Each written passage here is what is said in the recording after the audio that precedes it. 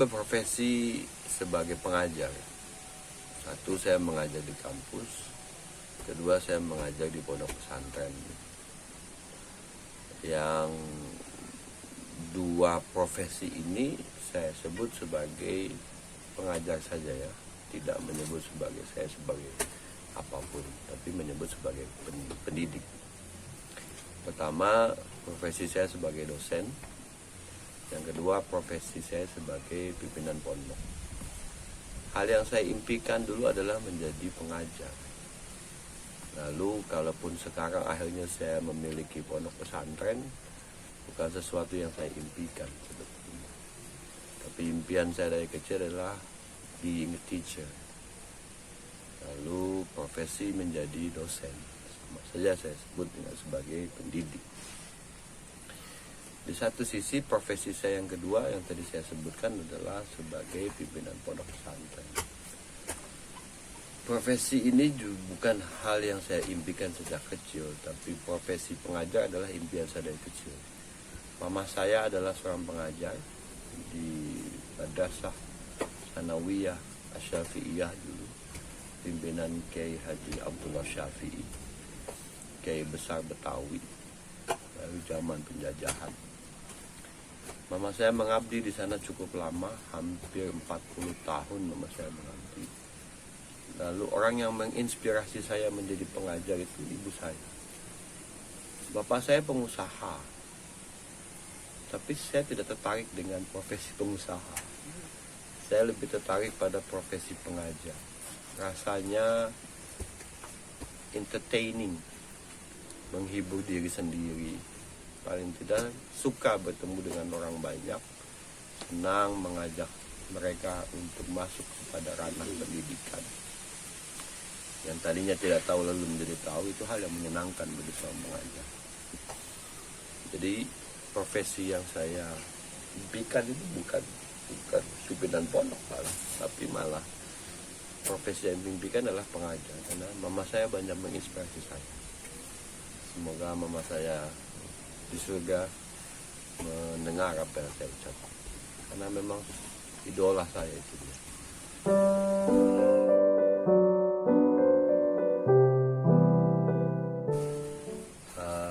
Profesi saya dua-duanya masih aktif, tapi saya akan bercerita tentang profesi saya sebagai pimpinan pondok. Profesi ini dibilang profesi juga sebenarnya bukan profesi. Tapi bagaimana saya bisa mengelola lahan yang kosong lalu diubah menjadi lahan yang bisa bermanfaat bagi orang banyak untuk belajar. Maka tahun 2016 saya datang kepada bapak saya untuk meminta lahan seluas 1.200 meter. Lalu ayah saya bertanya untuk apa? Lalu saya bilang saya mau bikin pondok. Ayah saya kaget, tapi saya meyakini bahwa saya akan bisa bangun pondok. Dengan profesi saya sebagai dosen, saya kumpulkan hasil daripada saya mengajar, dan di mana-mana saya mengajar, saya niatkan untuk membangun lahan yang kosong ini tadi. Lalu ayah saya izinkan, lalu saya urus semua berkas-berkas di akte notaris dan sebagainya. Maka jadilah pondok ini. Awal pertama membangun pondok ini, modalnya cuma keyakinan yang tinggi. Modal ya nggak punya. Minta-minta ya bingung mau minta kemana gitu. Cari donatur, ya Masya Allah. Cari orang yang mau sama-sama berjuang untuk membangun sebuah institusi pesantren itu nggak mudah. Atau investor yang mau bantu saya juga nggak ada. Lalu saya berangkat dari keyakinan yang sangat luar biasa. Saya tanamkan dalam diri saya yang seluas-luasnya bahwa mengingat pada firman Allah, nas Quran, in tansurullaha yansurkum. Jika kamu datang menolong Allah untuk menyebarkan agama Allah, maka Allah akan menolongmu. Filosofi itulah yang akhirnya saya jadikan sebagai keyakinan yang kuat untuk mengapresiasikan pondok ini lalu menjadi. Pada start awal, pondok ini hanya bangunan kayu. Lalu berimigrasi menjadi bangunan yang permanen. Itu pun juga sama. Keyakinan yang kuat. Keyakinan dan kesabaran. Sabar saja menjalani itu. Karena profesi yang kita miliki adalah pimpinan pondok itu tidak mudah. Dan memang itu pilihan Allah tentukan. Tidak semua dianggap mampu menjadi pimpinan pondok pesantren. Justru malah membuat kita berpikir banyak hal agar bisa menjadikan tempat yang tadinya tidak ada apa-apanya lalu menjadi center of learning, tempat pembelajaran orang banyak. Tidaklah saya berpikir tentang profitable. Jauh sekali itu. Jika institusi ini kita bangun dengan profitable, mungkin kita sudah bisa pinjam uang dengan bank. Tapi tidak saya lakukan. Sampai 3 tahun ini saya tidak pernah pinjam uang ke bank. Karena buat saya keyakinan Allah bantu untuk bangun pondok ini saja sudah sangat luar biasa. Berimigrasi dari hal yang kecil, menata bangunan kecil sampai semuanya terjadi. Jadi profesi pimpinan pondok bukanlah profesi yang mudah. Karena fisiknya harus terjun langsung. Karena rohnya juga harus masuk ke dalamnya. Sehingga dua hal ini harus menjadi mikdar, ukuran seseorang untuk bisa memperkuat keyakinan itu. Jadi tidak bisa semua orang berasumsi bahwa apa yang jadi pimpinan pondok. Tidak semua bisa. Kecuali mereka juga ada yang punya modal banyak lalu bisa bangun. Tapi buat saya adalah nilai-nilai perjuangan yang susah. Dari nggak punya lalu Allah kasih punya. Dari nggak ada lalu Allah kasih ada. Dari yang nggak pernah berpikir bahwa akan jadi bangunan, Allah kasih bangunan. Itulah yang doesn't make sense kadang-kadang oleh kita semua. Tapi Allah itu baik. Dia bantu siapa saja yang mau datang kepadanya.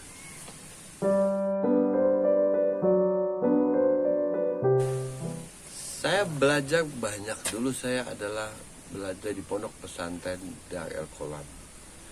Kiai saya adalah Kiai Haji Ahmad Tifai Arif rahimahullah.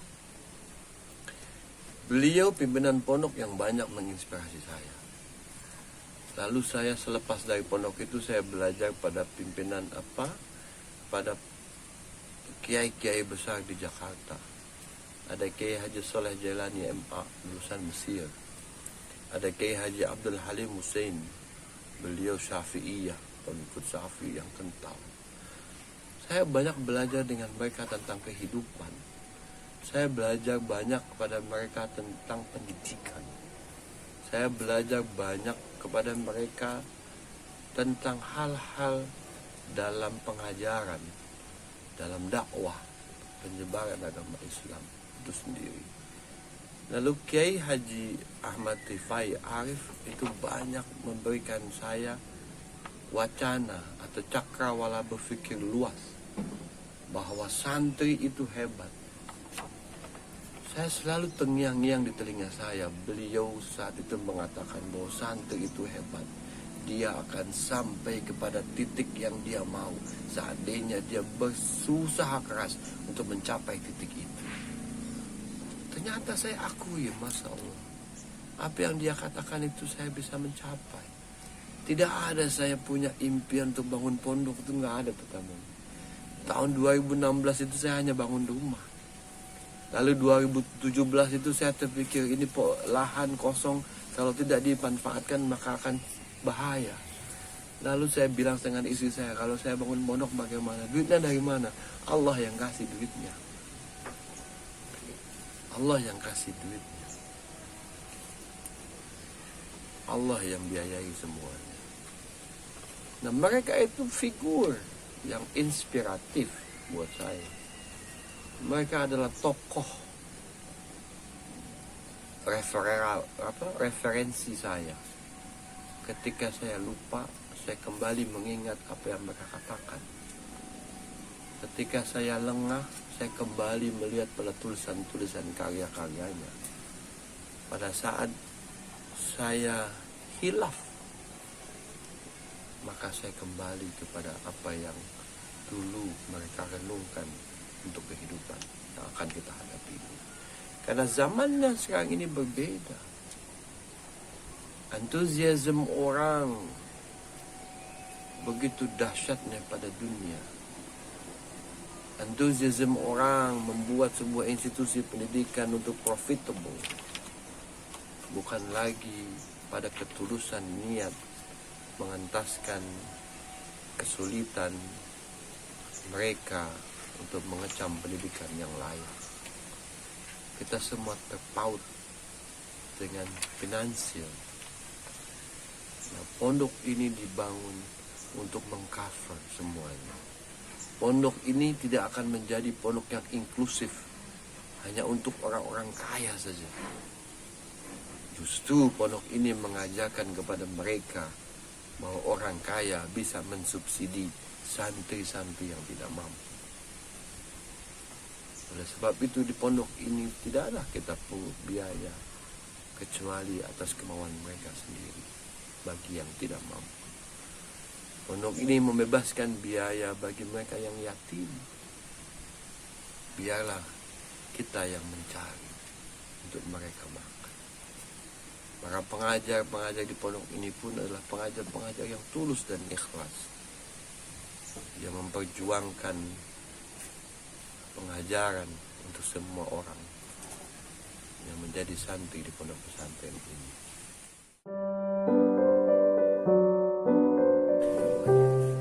Jika kita ditanya apakah jadi pimpinan pondok itu membuat kita bahagia,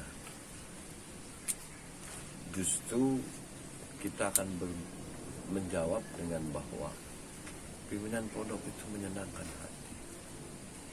Melihat santrinya tumbuh, melihat knowledge-nya bertambah, melihat keterampilannya, life skill-nya berkembang, itu membuat kita bahagia. Ada kerinduan di sana untuk kembali mengajarkan mereka, meskipun mereka nanti sudah selesai dari pondok ini. Lalu muncullah generasi-generasi baru. Kembali kita mendidik. Disitulah selalu membuat kita bahagia. Hal-hal yang tidak menyenangkan dalam pondok ini, kesedihan, adalah hal yang biasa kita alami. Tidak akan kita ucapkan bahwa mengelola pondok itu menjadi tidak bahagia.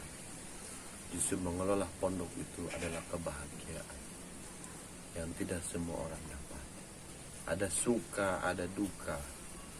Ketika kita keterbatasan finansial, sedangkan kita harus menyelesaikan satu bangunan, ada sedih, tapi membuat kita bahagia. Yang akhirnya selesai. Mengajarkan anak didik yang belum bisa menggunakan bahasa Arab nahunya dengan sebaik-baiknya. Kita masih impatient, tidak bersabar, tapi kita munculkan ketekunan. Anak itu menjadi bisa. Kita bahagia banget. Jadi bahagia itu buat kami sederhana. Mengelola pondok itu bahagia. Kalau ada pimpinan pondok yang bilang mengelola pondok itu membuat dia sedih, salah sekali. Saya yakin semua pimpinan pondok pasti akan jawab, wah bahagia. Karena di situ ada kerinduan pada anak-anak yang mengembangkan dirinya, memiliki kemampuan yang bagus, life skill, knowledge, baik umum atau agama. Itulah kebahagiaan. So simple.